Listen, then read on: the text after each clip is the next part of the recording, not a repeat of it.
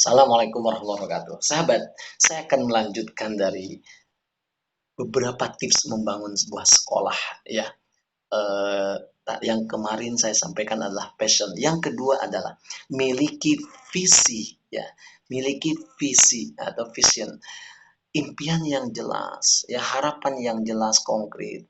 Akan dibawa kemana dan seperti apa lembaga pendidikan ini. Target jangka panjang yang jelas akan menuntun ke kita kepada langkah-langkah kecil yang dengannya satu persatu impian terwujud. Misalnya PAUD ini akan bertumbuh se-Indonesia, brand ini akan berkembang menjadi SD, SMP, SMA, bahkan sampai universitas. Apa mungkin? Bagi Allah semua mungkin. Gak ada yang mustahil. Allah itu kan maha dahsyat. Kata mustahil hanya ada pada kamus orang-orang yang tidak percaya akan kebesaran Allah. Kun fayakun. Nah, kita ini kadang heran ya, coba bayangkan sahabat-sahabat, Allah itu maha besar. Tetapi kenapa seolah-olah mengkerdilkan kebesarannya.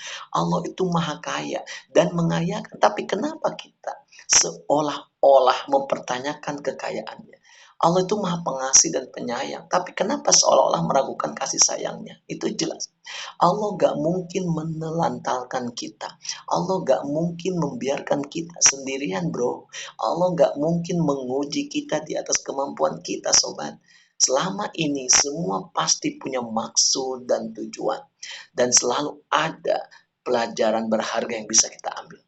Nah, dengan dasar inilah, ya, saya ingin membuat sebuah buku panduan buat teman-teman kepala sekolah, yayasan, bagaimana kita membangun sekolah tidak kaleng-kalengan, tidak asal-asalan, tidak abal-abal, yang penting dapat sumbangan, yang penting dapat uang, bukan. Tapi bangun sekolah itu yang unik, berkualitas, asyik, dan menyenangkan. Nah, ini yang kita cari ya. Nah, eh, di sini saya jelaskan dalam buku itu bagaimana mengundang datangnya pertolongan Allah dengan kun fayakunnya.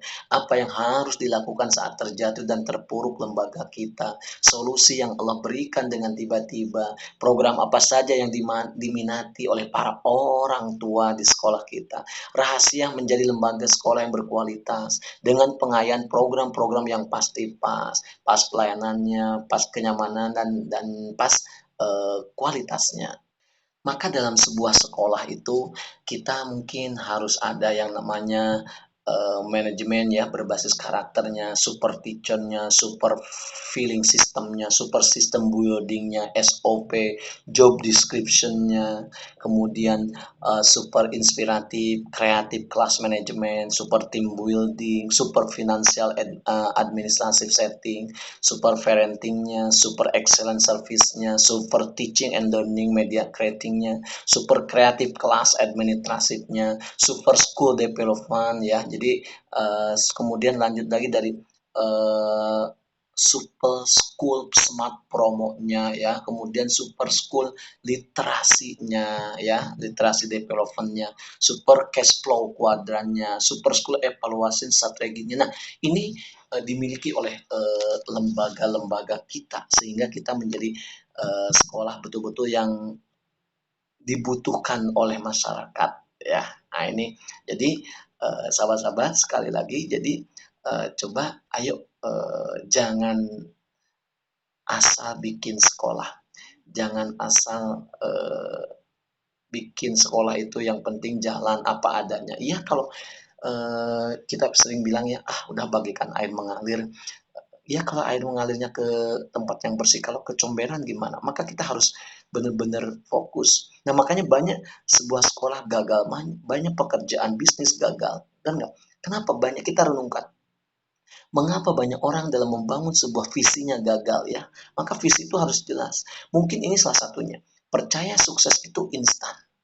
Terlalu banyak berharap dari orang lain, banyak menyalahkan pihak orang lain tanpa mau introspeksi diri, kemudian fokus pada hasil bukan dan mengabaikan sebuah proses, dan terlalu puas dengan satu pencapaian.